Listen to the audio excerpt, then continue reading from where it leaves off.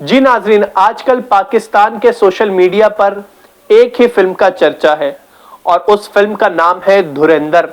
जिसकी जबान पर देखो वो उसी की बात करता है, और वो इसलिए कि वो प्रोपेगेंडे की बुनियाद पर बनाई गई है।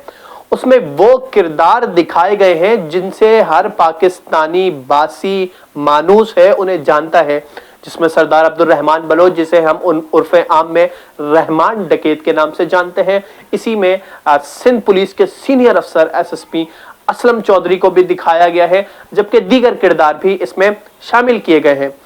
लेकिन जैसे ही फिल्म रिलीज हुई और इसके ट्रेलर भी रिलीज हुआ, फिल्म रिलीज हुई, तो सवालात उठना शुरू हो गए।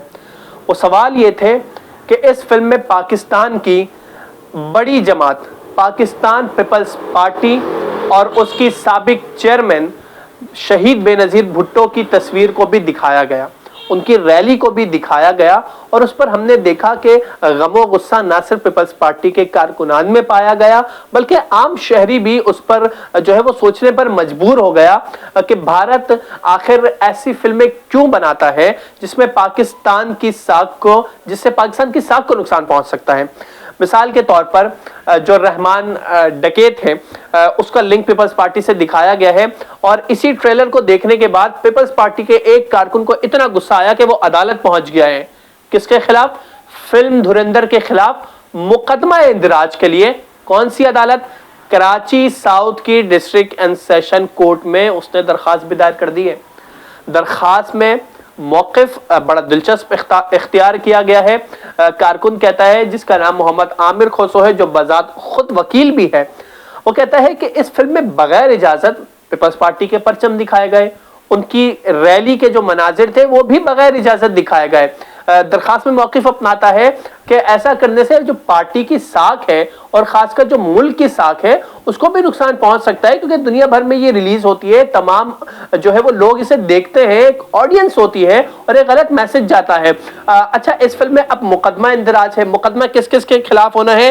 तो इस मुकदमे में उसने बताया कि वो किसके खिलाफ मुकदमा करना चाहता है, जिसमें फिल्म डायरेक्टर, राइटर और प्रोड्यूसर शामिल है, और जिन नामों के खिलाफ वो चाहता है मुकदमे का इंदराज हो, वो नाम है उस फिल्म का डायरेक्टर, राइटर और जो प्रोड्यूसर हैं, जिसमें लुकेश धर शामिल हैं, आदित्य धर शामिल हैं, और जो एक्टर्स हैं, एक्टर्स कौन? रणवीर सिंह भी हैं, उसमें अक्षय खन्ना भी हैं, उसमें संजय दत्त और दीगर एक्टर्स भी शामिल हैं। वो चाहता है कि इनके खिलाफ मुकदमा दर्ज किया जाए कि इससे पीपल्स पार्टी के परचम दिखाए, इन्होंने पीपल्स पार्टी की तौहीन की है, इन्होंने पीपल्स पार्टी की साख को नुकसान पहुंचाया है। अब ये चाहता कहाँ है, मुकदमा कहाँ दर्ज हो? वो चाहता है कि कराची के जिला जो जुनूबी है उसके थाना दरख्शा में ये मुकदमा दर्ज किया जाए। उसी के लिए इसने ये 22A और 22B की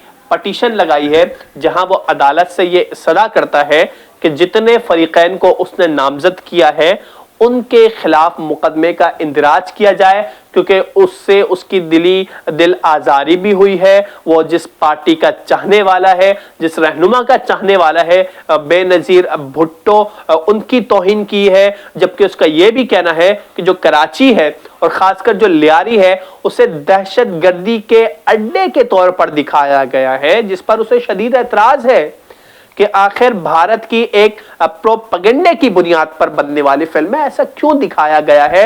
और इसलिए वो चाहता है कि इन तमाम मुल्ज़िमीन के खिलाफ मुकदमा का इंदराज हो, इन्हें अदालत में बुलाया जाए और उन्हें सजाएं सुनाई जाएं।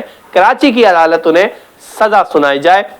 तो अदालत से वो ये सदा भी कर रहा है, उसने दरख्वास्त भी दायर कर दी है कि वो दरख्शा पुलिस स्टेशन के स्टेशन हाउस ऑफिसर SHO को हुक्म दे कि जितने फरीकैन को नामजद किया गया है उनके खिलाफ मुकदमे का इंदराज किया जाए। एक बड़ी दिलचस्प सूरत हाल यहाँ पर पैदा हो चुकी है कि अब अदालत इस दरखास्त को कैसे लेगी, जुरिस्डिक्शन की बात आएगी, आखिर उन फरीकैन को नोटिस कैसे जाएंगे अगर अदालत इसे काबिल समात करार देती है, क्योंकि अब इसे काबिल समात करार देने के लिए भी उसे बनाने के लिए भी जो दरखास्त गुजार है मोहम्मद आमिर खोसो, जो कि वकील भी हैं और पीपल्स पार्टी के जियाले भी हैं, उन्हें भी दलाइल देने होंगे।